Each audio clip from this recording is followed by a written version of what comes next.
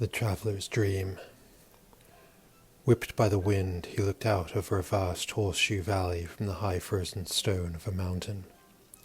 A storm, fierce above the peaks, gusted snow in relentless flurries, smashed perfect crystalline flakes against the hard, black rock faces beneath. Cloud billowed and converged to form a horse's head in the sky. A woman lay beneath, naked on the heavy snow, tiny in that encircling world. From the horse's mouth, a bolt of lightning writhed over the woman. The light, bright as an exploding sun, eclipsed the deep cold shadow of night. The traveller, too late, raised his arm to shield his eyes and was blinded. Long moments passed before the thunder's power drummed through his body. But he rallied himself and saw that the woman was growing in size, pushing the snow and ice from around her. The rumbling remained. It was impossible to discern whether the sound came from the sky, from the mountains themselves, or from two monstrous glaciers that had begun to move. They curved around the now giant woman, squeezing their way to the distant north, red as if made of monumental clots of frozen blood. The woman's limbs were grey and cold, resembling the stone that had been bared by the receding ice.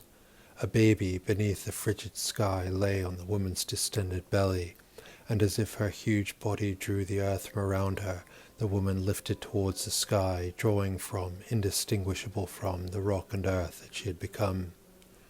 From beneath the ice, an immense barren plain emerged to encircle the moated mound on which the child, now a small girl, lay sleeping.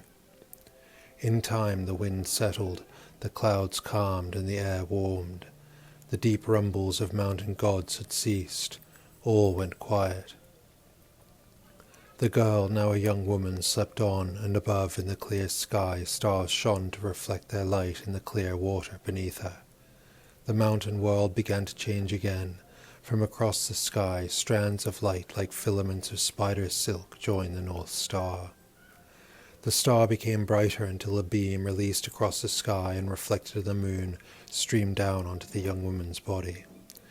She seemed made of reflective silver.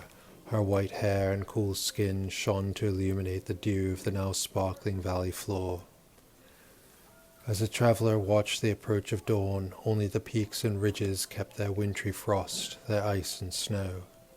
With the rising sun he could see the moat now full, fed by gushing streams of meltwater from the high snows of the peaks. On the valley floor, grasses were interspersed with bursts of the colours of tiny meadow flowers. Still the young woman slept. For 3 days the coursing sun bore down upon her, flooding with thawing colour from west wall to east the awakening valley. On the first day a great black horse appeared, long-maned, tall and strong. He grazed at the grass near the sleeping woman.